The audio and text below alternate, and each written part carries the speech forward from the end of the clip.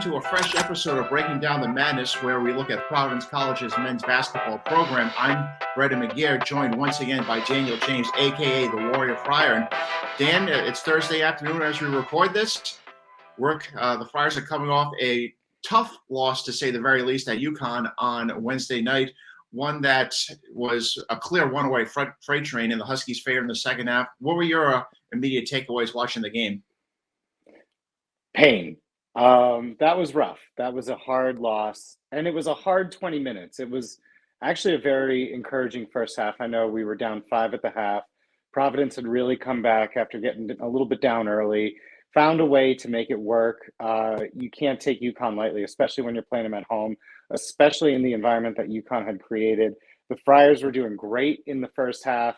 I remember talking to my buddy while we were watching the game, going into halftime, saying that we're a second half team. I think we got this. We just got to keep playing our game, keep finding the errors in their game, bring it home. We can do this. And the second half started, and that quickly changed for us. That was rough. Speaking of things that quickly changed for the Friars, it was tied at 32-32, 64 seconds left in the first half, and Ed Cooley went with an offense-defensive lineup. He took out Jared Bynum and Noah Locke, inserted Allen Breed and Corey Floyd Jr. To say the very least, the move backfired. The Friars missed their 2 shots. UConn scored on a pin down and also a 3. And next thing you know, you're taking a 5-point lead. And during Ed Cooley's post-game press conference, one of many times that he said he owned that situation. If he had to do it again, he wouldn't have made that move. And Dan, just your reaction to that particular sequence, and maybe how that helped UConn build an early double-digit lead in the second half, and one that ultimately fueled them to a key victory. I think one of the key things with that, and one of the topics that come to mind with this game, thinking about it in the aftermath, is emotion. You're not just playing a basketball game and completely stoic when you're on the court. There's a certain emotion to this. For UConn, senior night, it was a rivalry game. A lot of the fans were packing the house, and they were loud, and they were hungry for that win, and really were helping fuel the Huskies, as Ed Cooley talked about in his post-game presser. Gave a lot of credit to the fans and the atmosphere.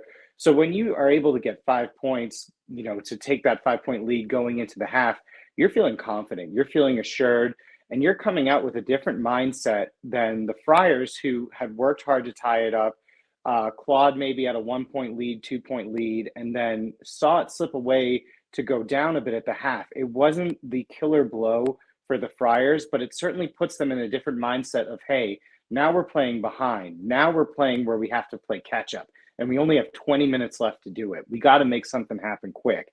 And I think UConn on the other side was thinking, we just took a 5-point lead. Let's keep this going. Let's build on this momentum. The crowd is in it. We're in it. Let's, come out of the second half and hit them right in the mouth and just keep going from there. And that's exactly what they did.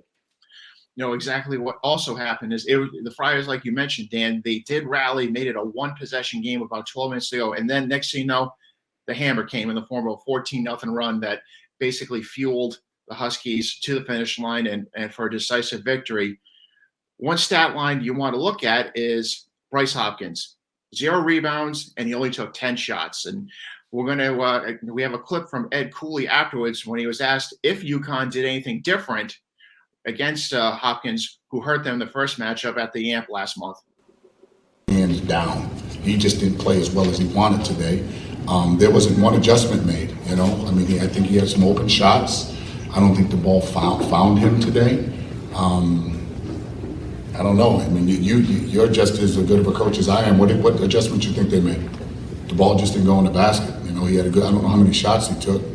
We didn't get to the foul line as much as we normally do, but I don't think they did much of an adjustment. I think they just played better offensively, and we got frustrated when the ball didn't go in the basket.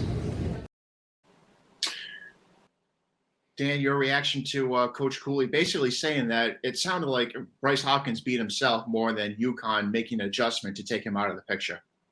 Yeah, I think that was absolutely what happened. The key word that I took away from that was frustration. Bryce was playing frustrated. And when you play frustrated, you're playing with a negative emotion, and you're playing with the mindset of, I have to make up for the mistakes that I've made. I have to make up for the things that are going wrong that I've made mistakes on. We've seen Bryce do this in the past, where he'll make a mistake on offense, Next possession, he'll hit a quick three, essentially make up for it, and that frustration dissipates. But what happens when you don't do that, which is what unfortunately happened last night, is that frustration compounds and you get in your own head and you start trying to force it and make things happen. You stop playing the game as it's built and as it's flowing, and you start playing the game as you need it to go. And unfortunately for Bryce, not only did that lead to more problems and more frustration, it also allowed UConn to exploit him. It allowed them to see him playing quicker, try to rush him, try to put him in positions where he would get uncomfortable or feel hurried or feel off balance, and force turnovers, force bad shots that they could get the rebound on and go back up for a quick two or a quick three. And unfortunately, it was just, as you keep missing your punches, they keep landing yours, and you just keep building that deficit. And I think for someone like Bryce, who's very competitive and very involved in the game, that mentality really hurt him last night. In terms of looking ahead to March Madness and the NCAA tournament, we're less than, I think, 3 weeks away from we're going to have a bracket in our hands. Does last night's loss, should it be viewed in the sense that the Friars lost their final opportunity to get a quality road win? And I say that just looking back at what they did during non-conference play, and they played Villanova. They lost. They beat Villanova, but they lost to Marquette. They lost to Creighton. They lost to Xavier. UConn represented the last, quote unquote, big whale to get in terms of a quality road win that could stand up. Yeah, I think so. I think that was their last opportunity to get a quality true road win. I think the next ones will come in the Big East tournament, which is more neutral court than anything. You have a few home games left. You have a road game this Sunday, but it's against Georgetown, so you just have to take care of business with that. You have to win your last two home games. Those are really crucial games to win. You want to protect the home court. Unfortunately, I think this will drop them a little bit in the seeding when the next bracket comes out. I'm projecting we'll probably end up on the 8th seed at this point. We can rebound back to the 7, I think, if we have a strong showing through the remainder of the conference, and then in the conference tournament, we could maybe make the case to get to a 6. I think the 5 might be out of reach at this point for us. No, but like you mentioned, a game against last place Georgetown on Sunday, and then the Friars will be at the Amica Mutual Pavilion for their final 2 regular season games against Xavier, against Seton Hall. I think anything short of a sweep of this could result in maybe slipping as far as down to 4 as a potential seed in the Big East tournament, and that could potentially lead to another rematch against UConn, which, as Ed Cooley referenced in his post-game presser last night, how it would be a different Friar team should the Huskies and Friars meet again in Madison Square Garden. Yeah, I think so. You have to win out. I think that 4 seed in the conference tournament is one we got to avoid. We got to get to that 2 seed.